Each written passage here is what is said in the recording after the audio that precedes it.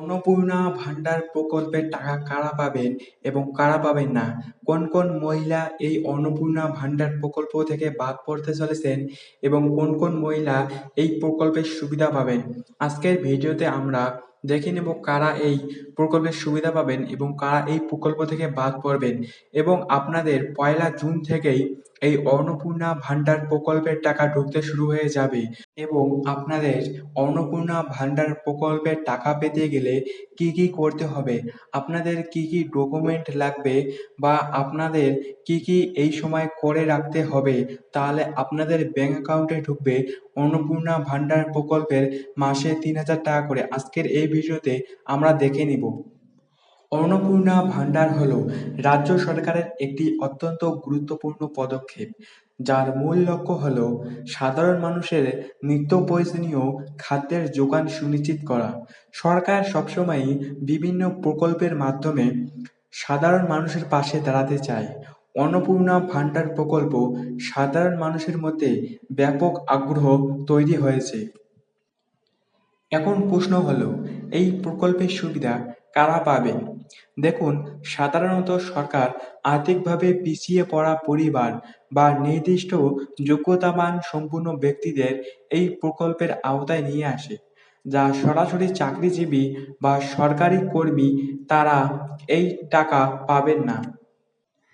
এর পাশাপাশি যাদের এসআরআই এর নাম বাদ দিয়েছে, তারাও অন্নপূর্ণা ভান্ডার প্রকল্পের টাকা পাবেন না এবং যারা এসআইআর ট্রাইব্যুনালে রয়েছে বা যারা সিএএ এর জন্য আবেদন করেছেন, তারা এই টাকা পাবেন।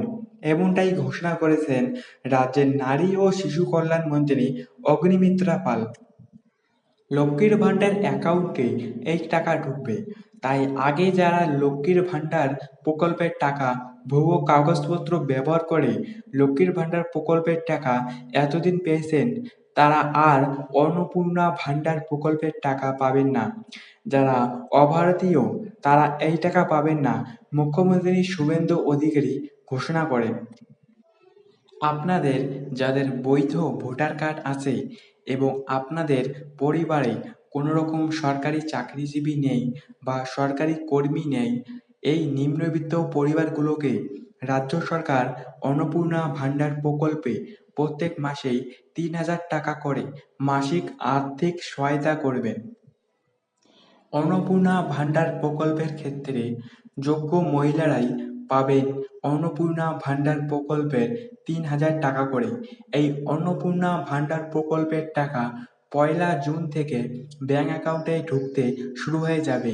এর জন্য আপনাকে ব্যাংক অ্যাকাউন্টের সাথে ডিবিটি লিংক করতে হবে।